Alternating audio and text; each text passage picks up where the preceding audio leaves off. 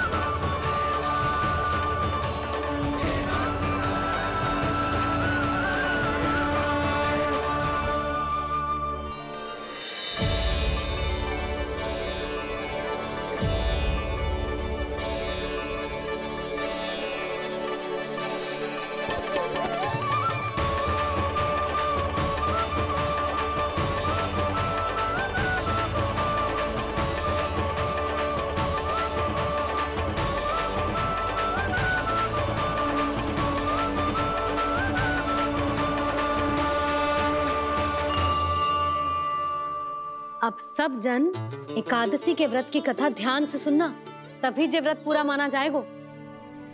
समझो लल्ला?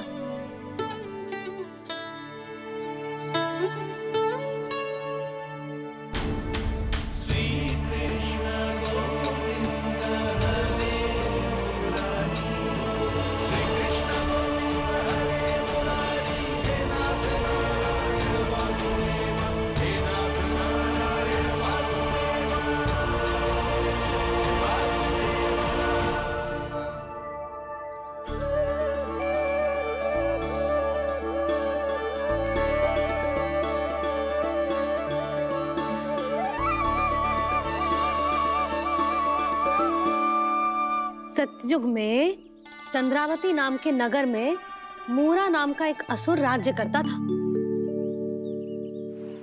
ओम ब्रह्मदेवाय नमः। ओम ब्रह्मदेवाय नमः। ओम ब्रह्मदेवाय नमः।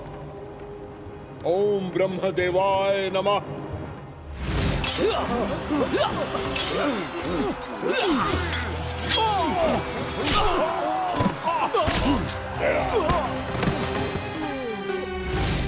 ओम ब्रह्मदेवाय नमः। ओम ब्रह्मदेवाय नमः। जब उसने देवताओं के हाथों असुरों की पराजय देखी, तब वो वरदान पाने के उद्देश्य से ब्रह्मा जी की तपस्या करने चला गया।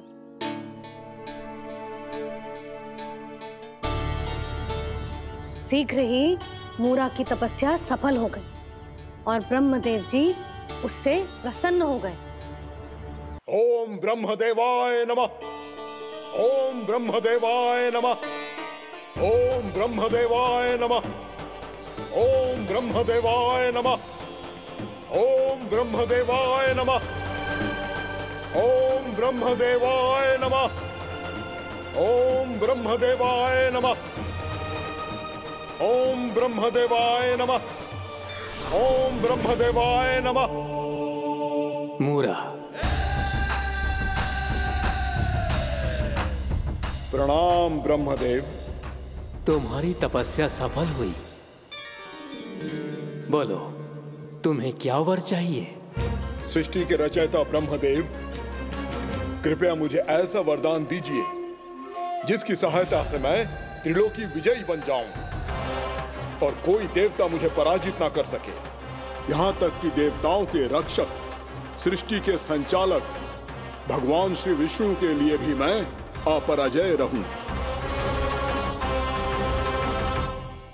तथास्तु, तथास्तु, तथास्तु। प्रणाम ब्रह्मदेव।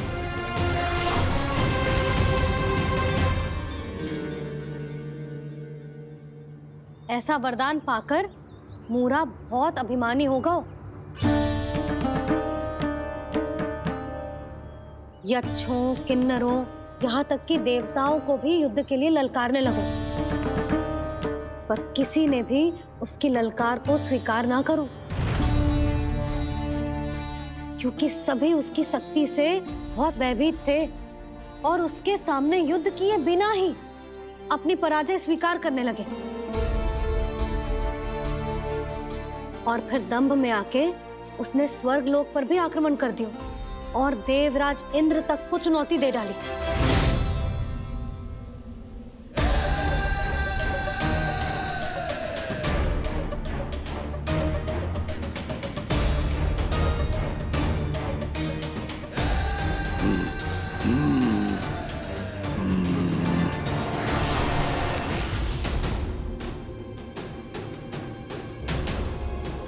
मैं प्रतीक्षा कर रहा हूं देवराज, क्या उत्तर है तुम्हारा?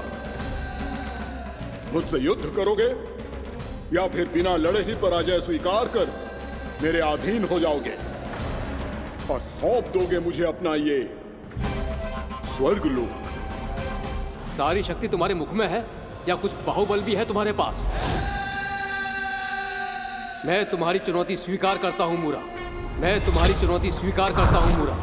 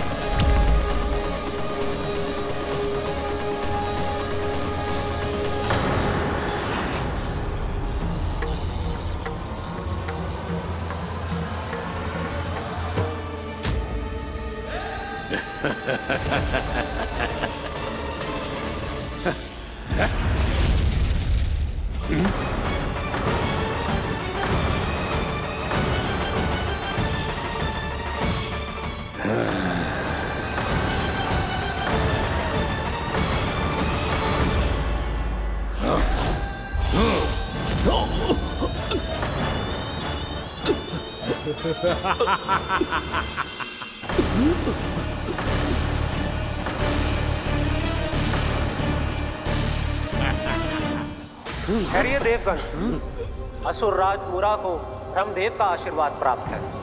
आप में से कोई भी इन्हें पराजित नहीं कर पाएगा।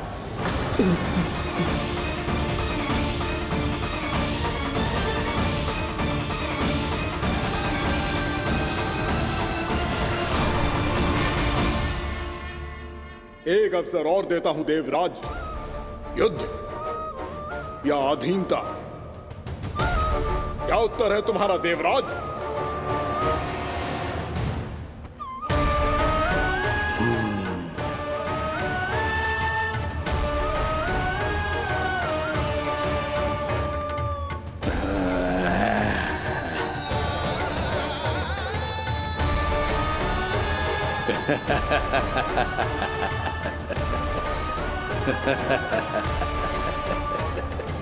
इंद्र और सभी देवताओं ने मूरा के आतंक में आके उससे भयभीत होके अपना सिंहासन छोड़ दियो।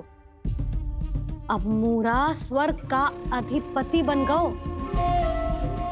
और शीघ्र ही उसने अन्य सभी असुरों को स्वर्ग में निवास करने के लिए आमंत्रित कर दियो। और इस प्रकार से वो धीरे धीरे तीनों लोकों का सम्राट बन गयो। उसे किसी ने रोका नहीं मैया? ना लल्ला, इतना साहस किसी में था ही ना। और फिर ये निश्चित करने के लिए कि भविष्य में किसी और असुर की मृत्यु ना हो, वो यमराज पे भी विजय प्राप्त करने के लिए यमलोक की ओर प्रस्थान कर दियो। वो तो अपने आप को और सभी असुरों को अमर बनाना चाहता था। पर देवता और यमराज भी उसकी ये योजना समझ गए थे, इसीलिए उसके आने से पहले ही सारे देवताओं ने श्री नारायण से सहायता के लिए गुहार लगाई। अब केवल आप ही कुछ कर सकते हैं प्रभु। अभी तो मूरा केवल त्रिलोक का स्वामी है, और यदि उसने यमलोक भी जीत लिया तो वो जीवन को ही नियंत्रित नहीं करेगा प्रभु, वो मृत्यु का भी स्वामी हो जाएगा। ऐसे में पहले सृष्टि का संतुलन तो नष्ट होगा प्रभु, और फिर स्वयं सृष्टि ही नष्ट हो जाएगी। ऐसा नहीं होगा यमदेव, नियति ऐसा होने ही नहीं देगी। विधि रचेगी खेल और मैं बनूंगा माध्यम। असुर राज मूरा का सामना मैं करूंगा। बस आप मुझे चुनौती देने के लिए उसे तैयार कर लीजिए, चाहे उसके लिए आपको साम दाम दंड भेद कोई भी उपाय क्यों ना अपनाना पड़े।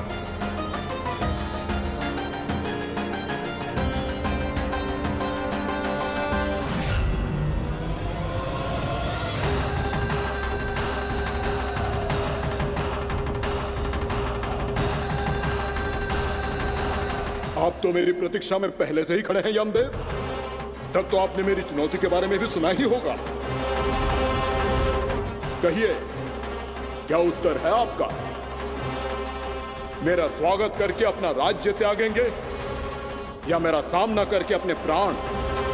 असुर राज मुरा का सामना मैं करूंगा, बस आप मुझे चुनौती देने के लिए उसे तैयार कर लीजिए, चाहे उसके लिए आपको साम दाम दंड भेद कोई भी उपाय क्यों ना अपनाना पड़े।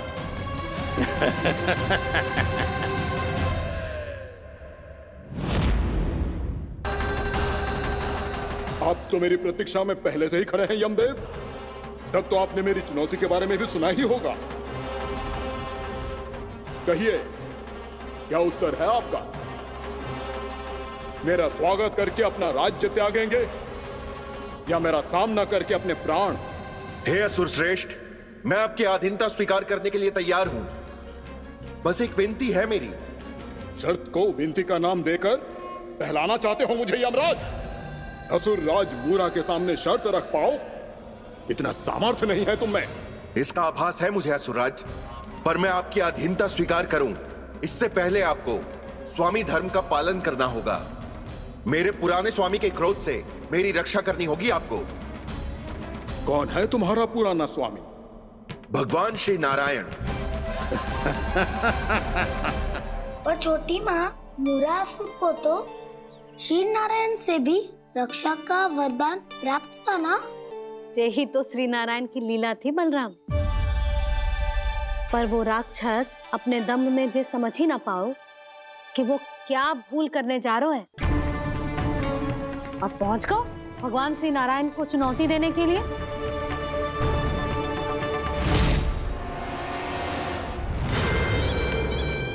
वहीं ठहर जाओ असुर राज मुरा।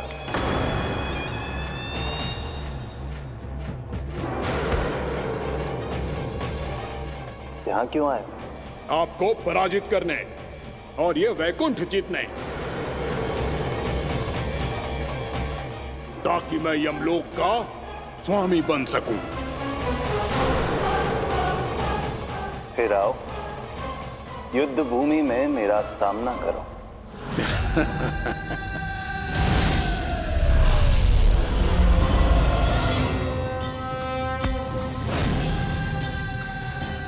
ये नहीं जानते कि इनसे ना हारने का वरदान तो मैं पहले ही प्राप्त कर चुका हूं। इसलिए युद्ध ठीक से आरंभ हो पाए उससे पहले ही इन्हें जीत लूंगा मैं।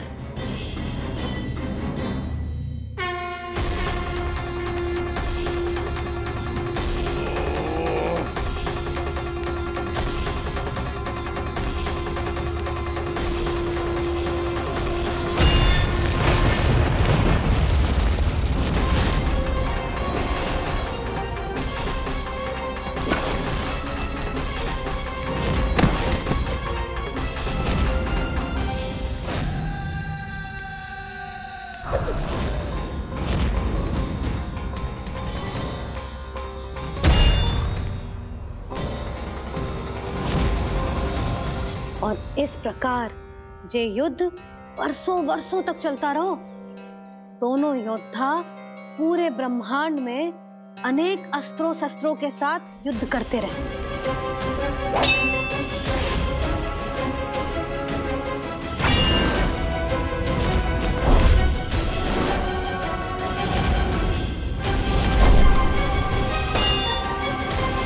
फिर क्या हुआ मैया?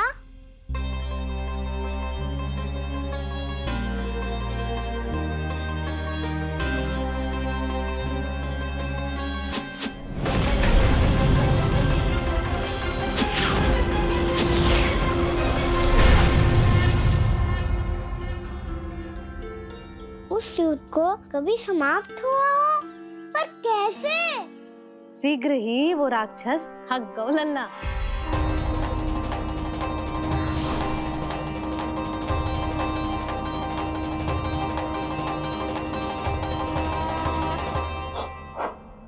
खड़े खड़े देख क्या रहे हैं नारायण? आक्रमण कीजिए, वध कर दीजिए मेरा।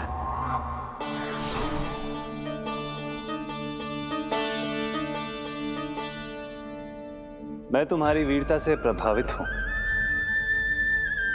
इसीलिए इतनी थकान की स्थिति में मैं तुम जैसे वीर पर आक्रमण नहीं करूंगा। जाओ विश्राम करो। यदि फिर से युद्ध करने की इच्छा हो तो तुम्हारा स्वागत होगा।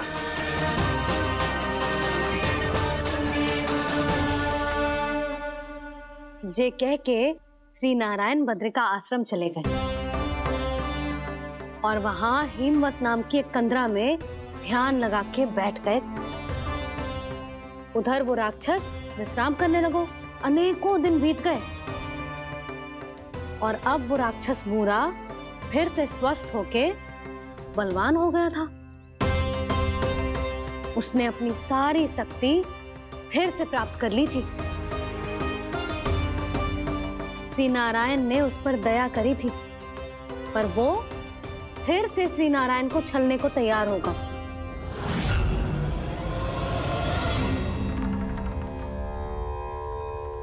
ध्यान में बैठे बैठे श्री नारायण योग निद्रा में चले गए, पर दुष्ट मूरा इसी अवसर का लाभ उठा के उनकी कंदरा में घुस आयो ताकि वो सोते हुए श्री नारायण पे आक्रमण कर सके।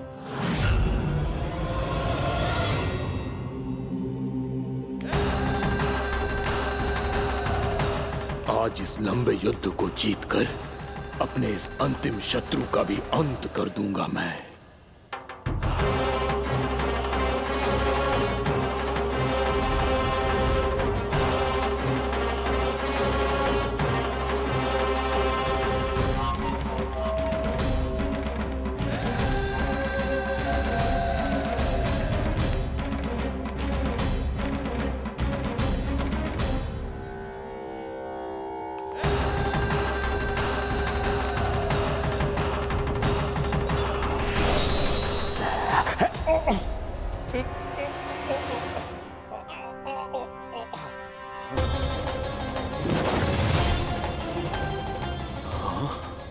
दुष्ट राक्षस,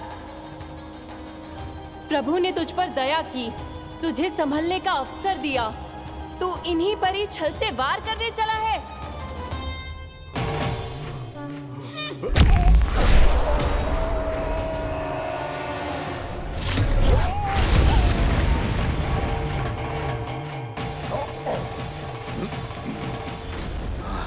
मैं अजय हूँ, मुझे कोई पराजित नहीं कर सकता। ब्रह्मा का वरदान है मुझे। तूने नारायण से अपराजय होने का वरदान मांगा था मूर्ख, उनकी शक्ति से नहीं। ध्यान से देख, मैं तेरी मृत्यु हूँ, मृत्यु।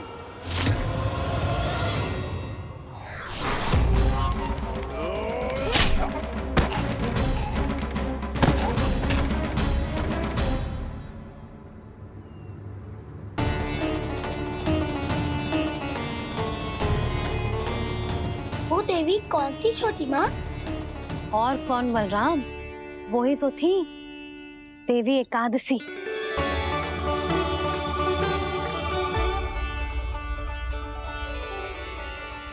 मुझे क्षमा कीजिए प्रभु, आपकी आज्ञा के बिना ही युद्ध करके आपके शत्रु को मृत्यु के घाट उतार दिया। क्षमा नहीं, आपकी तो प्रशंसा होनी चाहिए देवी।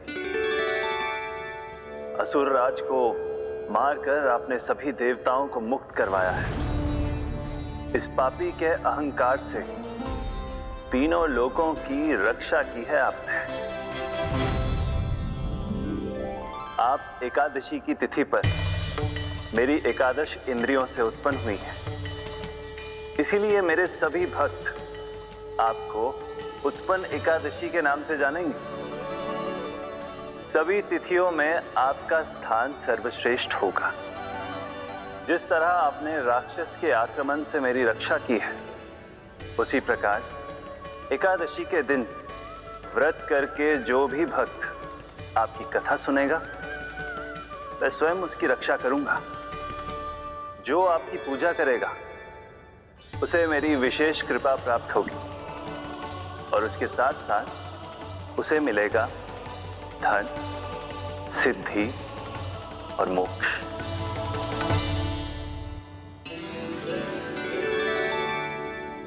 इसीलिए आज के दिन व्रत रखने का बहुत अधिक महत्व होता है।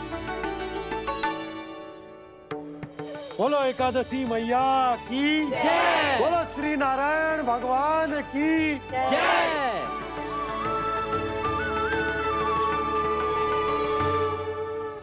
प्रभु की कृपा से एकादशी का महत्व भी पता चल गो और मेरा व्रत भी सफल होगा। अभी नहीं भूला रहा, एकादशी का व्रत पूरी तरह तभी सफल होता है जब द्वादशी के दिन उसे पूरा किया जाता है।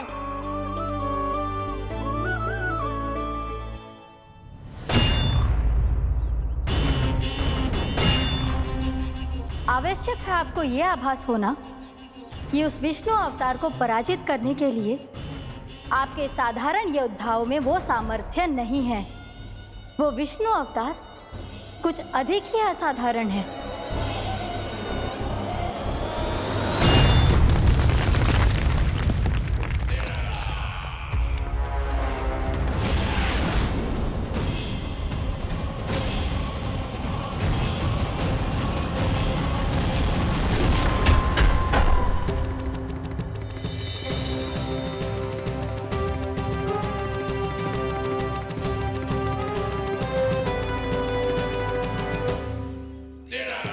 अब मैं दिखाऊंगा उस विष्णु अवतार को असाधारण शत्रु क्या होता है।